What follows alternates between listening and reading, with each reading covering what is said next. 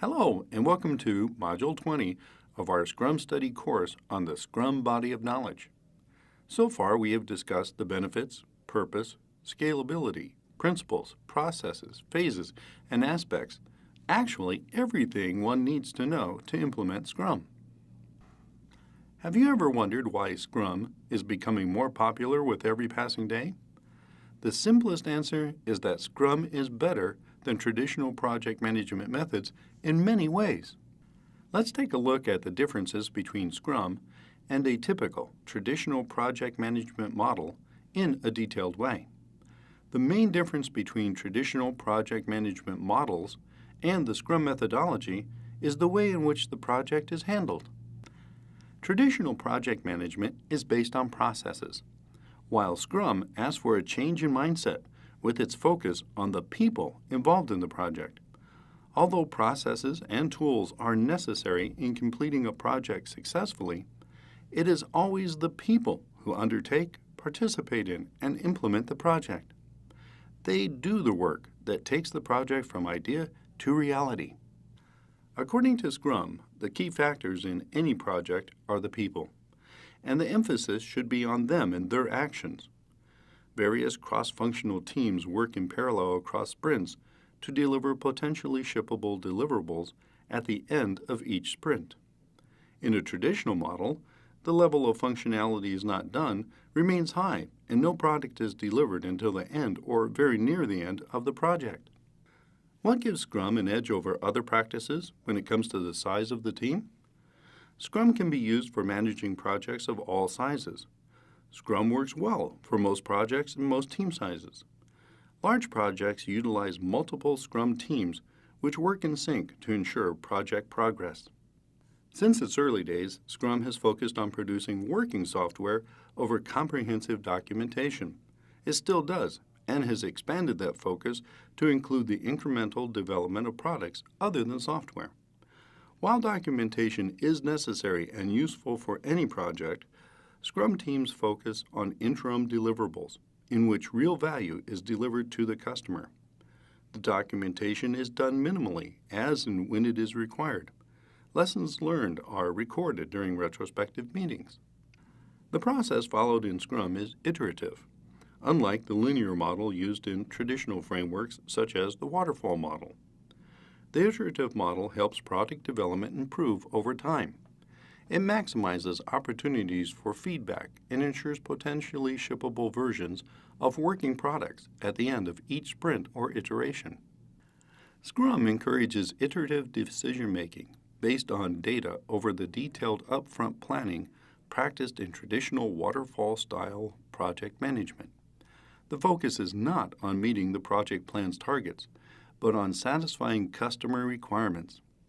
Traditional project management can lead to a situation where the plan has succeeded, but the customer is not satisfied. In addition to iterative planning and delivery, Scrum supports the collaboration of all parties involved, the customer, business team, and project team, to minimize risk and achieve satisfaction. In Scrum, delivering the greatest value in the shortest amount of time means prioritizing work based on customer needs and dividing what will be done from what needs to be done. Scrum is often contrasted with other linear fashion project methods due to its low upfront planning and scheduling of activities which move immediately into execution. In today's business environment, change is rapid and long-range planning is problematic. Predicting and planning every detail of new services and new product development is almost impossible. Scrum uses its low upfront planning methodology to be adaptable and accommodating to change. Risk management is continuous in a Scrum-managed project, during which risk management works with the product owner, Scrum team, and Scrum Master to determine the best approach to handle identified risk. Whereas, in traditional models, risks are handled and approaches are decided up front even before many risks have been identified. According to Scrum, each deliverable goes to the quality assurance team as it is developed, and testing is carried out keeping customer value in mind. Strict controls, such as acceptance criteria and a clear definition of done, are in place to avoid deviations from the customer's requirements. In traditional methods, process is given more importance.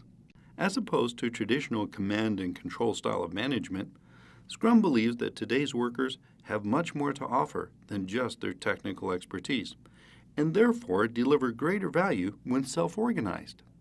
Unlike traditional project methods, in which value justification is done before the project commences, in Scrum it is done throughout the project. The management style followed in Scrum is decentralized in nature, such that the workforce does not have to depend on management for everything, which is the case in the old autocratic project management methods. This encourages workers to be innovative problem solvers. Scrum believes that product development is a shared value creation process that needs all the stakeholders working and interacting together to deliver the greatest value.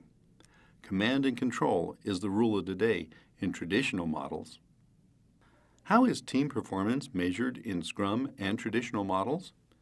In Scrum, it is measured in terms of the business value the team creates, while plan conformity decides the measurement of performance in traditional project methods. In Scrum, the team develops business value at the end of every sprint. Does Scrum give a good return on investment? The answer is a big yes, and the ROI starts early and continues throughout the project life. Whereas in traditional project management methods, the project starts providing ROI for the customer at the end of the project.